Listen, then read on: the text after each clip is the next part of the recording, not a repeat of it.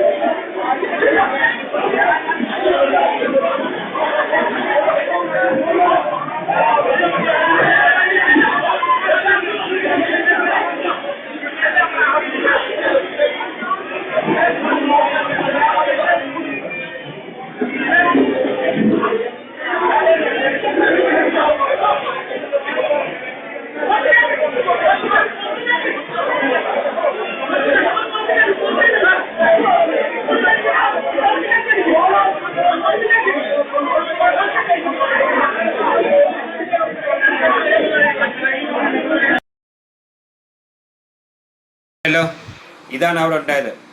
Customer bill ചോദിച്ചപ്പോൾ 200 പറഞ്ഞു. അല്ല, വില ചോദിച്ചപ്പോൾ 200 പറഞ്ഞു. അല്ലാത്തപ്പോൾ 300 പറഞ്ഞു ബില്ലടിച്ചപ്പോൾ.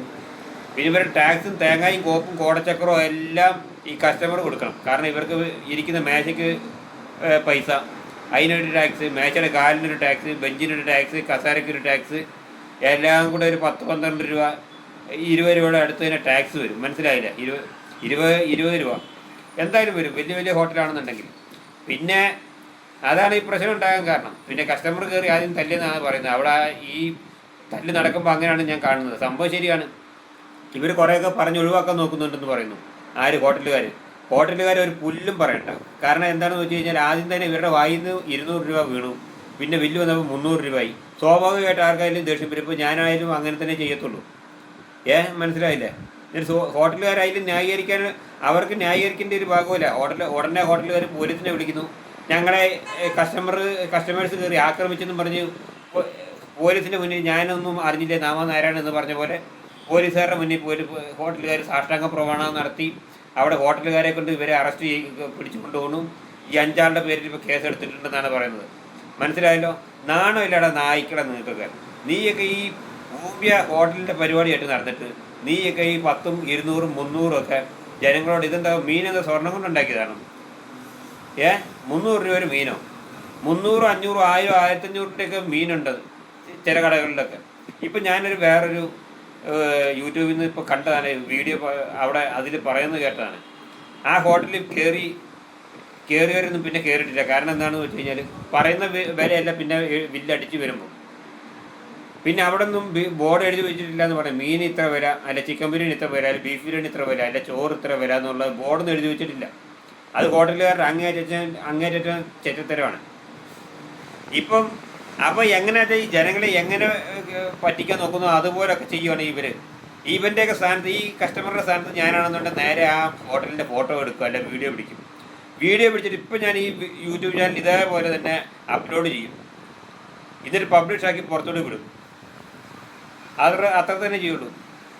അതല്ലെങ്കിൽ ഞാനൊന്നും ചെയ്യത്തില്ല, വീഡിയോ പിടിച്ചുകൊണ്ട് പോകും. ഇവർ സംസാരിക്കുന്ന വോയിസ് ക്ലിപ്പ് അവിടെ പിടിച്ച് പോയിട്ട് അടുത്തുള്ള പോലീസ് സ്റ്റേഷനെ കുറ്റിപ്പുറം പോലീസ് സ്റ്റേഷനിൽ കൊണ്ടുപോയി കംപ്ലൈൻറ്റ് കൊടുക്കും. ഇവൻ്റെ ഇത് ഹോട്ടൽ തുറക്കാൻ ഞാൻ സമ്മതിക്കുകയില്ല. ഇതിപ്പോൾ ഈ കസ്റ്റമേഴ്സ് കയറി അടിച്ചെന്നുള്ളതാണ് പ്രശ്നം. ഇപ്പോൾ പോലീസ് അവരുടെ പേര് കേസെടുത്തിരിക്കുകയാണ്. ഹോട്ടലുകാർ നിരപരാധികളാണെന്നുള്ള രീതിയിൽ ഞങ്ങൾ നിഷ്കളങ്കരാണ്. ഞങ്ങൾ ഈ പീരാദോസ് കൈ കഴിക്കാൻ പോലുള്ള ഒരു കാര്യമാണ് അവിടെ ചെയ്തിരിക്കുന്നത്. ഇപ്പോൾ ഇവർ മനസ്സിലായല്ലോ? ശരിയെന്ന് നിർത്തുന്നു. കൂടുതലൊന്നും പറയുന്നില്ല, ഒരുപാട് ഓവറായി ഇപ്പം പറഞ്ഞു കഴിഞ്ഞാൽ. ഇപ്പം തന്നെ വീഡിയോയ്ക്ക് ലെങ്ത്ത് കൂടിയിരിക്കുകയാണ്. ഞാനാണ് ശരിക്കും ഞാനാണെന്നുണ്ടെങ്കിൽ ഉറപ്പാണ് ഇനി അടിച്ച എല്ലാവരുമായിട്ട് ജയിച്ചില്ല എന്നുണ്ടെങ്കിലും പറ്റുന്നവർക്ക് എന്തെങ്കിലും ചെയ്യുകയും ചെയ്യും. അതല്ലെങ്കിൽ ഞാൻ വീഡിയോ പിടിച്ചതുപോലെ അപ്ലോഡ് ചെയ്യും. ഇനി അതും ചെയ്തിട്ടില്ല എന്നുണ്ടെങ്കിൽ പോലീസ് സ്റ്റേഷനിലേക്ക് കംപ്ലൈൻറ്റ് കൊടുക്കും. അല്ല, അങ്ങനെ വിടാൻ സമ്മതിക്കത്തില്ല. ഇതിപ്പം ഇപ്പം ഈ 5 ആളുടെ പേര് പോലീസ് കേസ് എടുത്തിട്ടുണ്ടാവും, എന്തോ ആയിക്കോട്ടെ. പക്ഷെ എനിക്ക് ഈ കസ്റ്റമറോട് പറയാനുള്ളത് എന്താണെന്ന് വെച്ച് കഴിഞ്ഞാൽ, നിങ്ങൾ വരുമ്പോൾ തന്നെ നിങ്ങൾ ചോദിച്ചതിന് ശേഷം ബഹളം ഉണ്ടാക്കാൻ പോകണ്ടായിരുന്നു. നിങ്ങളുടെ അടുത്തുള്ള പോലീസ് സ്റ്റേഷനിലോട്ട് പോവുക, കുറ്റിപ്പുറം പോലീസ് സ്റ്റേഷനിൽ പോവുക. ഇവരുടെ വീഡിയോയും ഇവരുടെ ഹോട്ടലിൻ്റെ വീഡിയോയും പിടിച്ച് ഫോട്ടോ എടുത്ത് പോവുക. ഞങ്ങൾ ഇത്ര രൂപ ചോദിച്ചു, 200 രൂപ മീൻ വില പറഞ്ഞ് 300 രൂപ വാങ്ങി, എന്താ സാറേ ചെയ്യേണ്ടതെന്ന് ചോദിക്കുക. അല്ല, ഇതിങ്ങനെ ഇങ്ങനെ ഈ കൊള്ള, പിന്നെ പലിശയല്ല, കൊള്ള, ഈ വില, അക്രമ വില, ഈ തീ വില എന്നൊക്കെ പറയുമല്ലോ. ഈ മനുഷ്യനെ കഴുത്തറക്കുക എന്ന് പറയും, കഴുത്തറവെന്ന് പറയും എന്ന് പറഞ്ഞുള്ള ഒരു പരിപാടിയാണിത്. ശരിയെന്ന് നിർത്തി നോക്കാം. ബൈ.